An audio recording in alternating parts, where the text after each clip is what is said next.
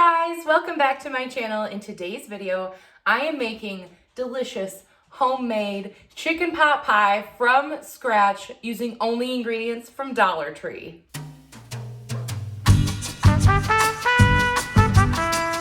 All right, if you're new here, hi, I'm Claire. Welcome, come on in, make yourselves comfortable. I hope you are ready for some great Dollar Tree cooking. I absolutely love Dollar Tree. I have an entire playlist. I will leave it down below. It's got hauls, it's got taste tests, it's got recipes, all centered around the lovely Dollar Tree. So if you like this video, definitely check that out. And I do want to preface this video by saying that you can make chicken pot pie cheaper at other places, but not everybody has $15 to buy a big frozen bag of chicken. Not everybody lives near a great grocery store. Dollar Tree sometimes is your only option, whether it's the only thing on your bus route, the only place in your area, the only place between work and home. I understand that there are cheaper ways than Dollar Tree, but I also know that for so many reasons, a lot of people really rely on Dollar Tree. So here are all of the ingredients I am using today.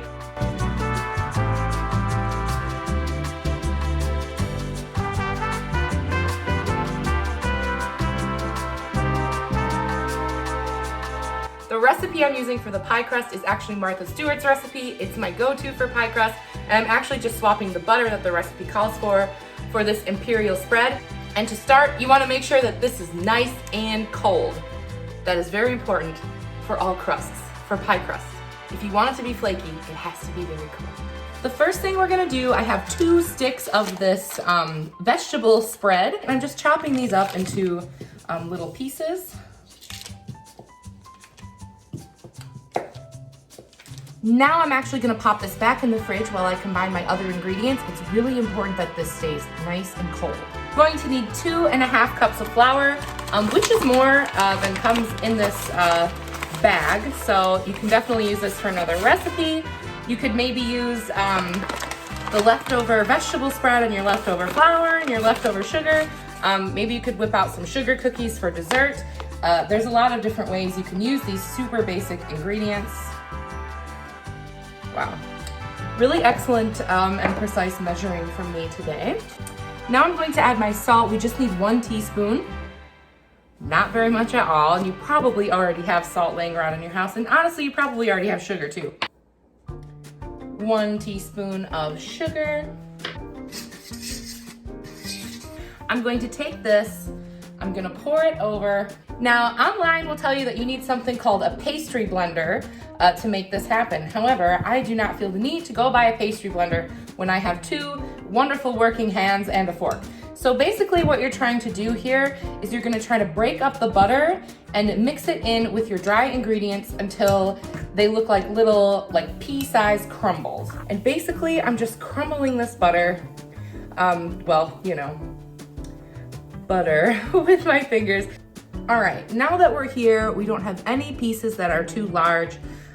They're mostly just pea size or smaller. Now is the time that we are going to add our ice water, and it's important that it is ice water. We're gonna start a tablespoon at a time. You're gonna need anywhere between 1/4 cup and 1/2 cup of water, but start with 2 tablespoons, and really you just gotta feel it out with your hands. You want it to just stick together without it crumbling apart. All right, starting to stick together pretty nicely. It's not crumbling apart when I stick it together. There's a few crumbles in the bottom, but I think we can work that in pretty easily without a problem. Now we're gonna cut this into 2 pieces. Now I'm going to use a bit of plastic wrap. This is the easiest way to do this, but if you don't have plastic wrap, just make sure that your dough is covered with something. And you're just gonna flatten it into a nice little disc. Cover that. We're gonna do the same to the other one. Now remember I said it's important to keep these cold, so we're gonna pop these back into the refrigerator. All right, while those are chilling, I'm gonna go ahead and preheat my oven to 425 degrees. Now for the filling, I decided to go for a completely freezer section free filling just to make it nice and convenient for you. You might even want to throw this recipe specifically in your like emergency pile because it will stay good, you know, forever. So I found this cream of chicken condensed soup. I also opted to pick the mixed vegetables that had potatoes in them because gosh, what a delicious savory filling to have some little potatoes in there too. I've also opted for this white chicken chunks in water. This is canned chicken. I find that canned chicken can be off-putting to a lot of people. When you open it, it doesn't smell great. It seems like something that you maybe shouldn't eat. However, if you cook it up a little bit with some other things, it will definitely make it a lot better, and it tastes just like any other, you know, chicken. Dollar Tree does have tons of really great spices available. So yeah, I'm just gonna saute this chicken up in a pan real quick with some spices just to give it a little bit of extra flavor and take away the canned chicken flavor. You know what I mean. I'm also going to use this great chopped garlic that I got at Dollar Tree. I always buy my garlic at Dollar Tree. It is so cheap and it's so nice. It's already all chopped up for me. I add scoops of this into basically everything I eat. But if you're not into garlic, obviously you don't have to add it, but Dollar Tree really has a great deal on the jarred garlic. A little bit of pepper, a little bit of onion powder, a little bit of paprika, a little bit of salt, of course, and a nice big scoop of garlic. I really think this is great because it just took a few minutes and a few spices to turn something that sort of kind of looked like cat food in the beginning into something that's really totally delicious. All right, now I've just drained my cans of veggies and I'm gonna throw them in there. And also I'm gonna throw my entire can of cream of chicken soup. If you wanted to make this vegetarian, obviously you'd use cream of mushroom soup or cream of celery, and then instead of that chicken, you could use lentils, or you could use like big meaty mushrooms would be fine too. Now I'm adding my chicken. I'm using a regular old pie dish, but you don't have to. But if all you have is like a square casserole dish or a rectangle, it's not a big deal. Just when you come time to roll out your dough, roll it into the shape of the container that you're working with. Don't think that because you're making a chicken pot pie, it has to be in the shape of a round pie. All right, I'm gonna take one of my little sticks of vegetable spread here, just to prep this. Oh wow, it's a little softer than butter. I think I'm gonna use my hands in there. I don't want it to get too thick in there. All right, now that we have our dough ready to go, I'm just gonna take one out at a time. I'm gonna flour my surface here. I'm using a really big rolling pin. Use a wine bottle if that's all you have, you know, use what you got. And add a little more flour. And we're just gonna roll it on out. It's not necessary to make it a perfect circle. We just want it big enough to go over the pie pan that we're using. And you're gonna want it supposedly about 1/8 of an inch thick. All right, very carefully wrap it around your rolling pin. A little breakage isn't a huge deal. This takes practice, so don't beat yourself up if it didn't work out perfectly. And now, see, I was a little off there, but it's not a big deal. This is a rustic pie. It's okay, we can take a little off and add it over here. I feel like I'm the Bob Ross of pies right now. Just making a happy little pie. These are just happy mistakes. But I'm serious, yours will probably look like that too. Don't worry. All right, so this pie crust is going to be the top, and you can do all sorts of creative things to make your pie look beautiful. Personally, I love a lattice. I think it is the most sort of like homemade looking pie, I guess, I don't know.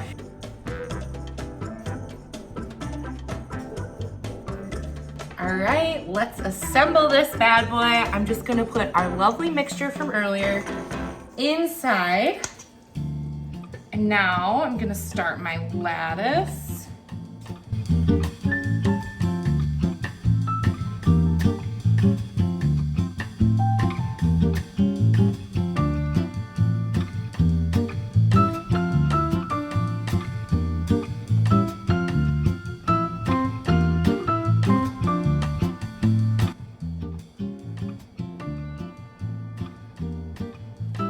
All right, now that all my edges are pinched, I'm going to take a fork and do this sort of classic pie look. I just think this looks cute, but you know, do what you want. Pie is very creative. I'm also gonna throw a little egg wash on the top of this. You guys, this is totally, totally optional. They do have eggs at Dollar Tree. It's literally just a scrambled up egg. I'm just adding it just to give it a little bit of extra color. Honestly, this does not change the flavor, like, at all. It just makes it look pretty. That's all. I'm gonna bake this for 35 minutes, but I'm gonna come back and check it at around 15 minutes to make sure that the edges aren't getting too crispy. All right, you guys, I got like 10 minutes left on this, and those crusts are looking a little bit too toasty. So I'm gonna show you how to make a crust guard out of tin foil.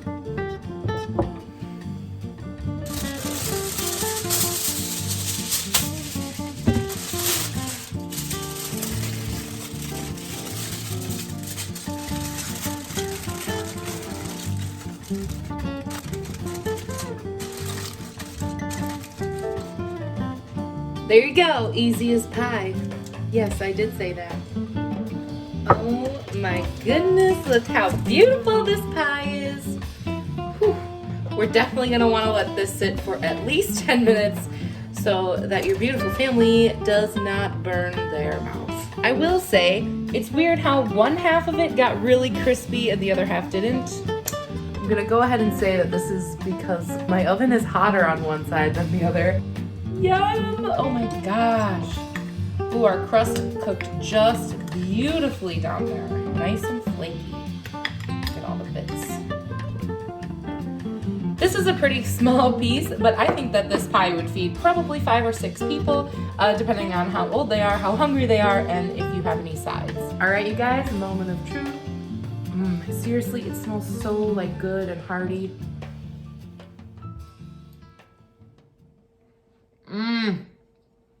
Oh my gosh, it's delicious. I'm really impressed with how like flaky and perfect this crust turned out. I've actually never made a pie crust with anything other than like regular real butter. But it's nice to know that in a pinch you can definitely use other things. The canned vegetables are nice and tender, but the carrots aren't mushy, neither are the potatoes. They're like the perfect texture. I personally like to go to Dollar Tree for lots of different random items. But now it's nice to know that here's another recipe I can throw in my arsenal of Dollar Tree things in case I just don't know what to eat that day. Let me know what you thought and if you're gonna give this a try next time you're at Dollar Tree. I mean, why not? Of course, check out that playlist I mentioned earlier if you want some more Dollar Tree content, because I've got tons of it. And I'll see you guys in my next one. Bye.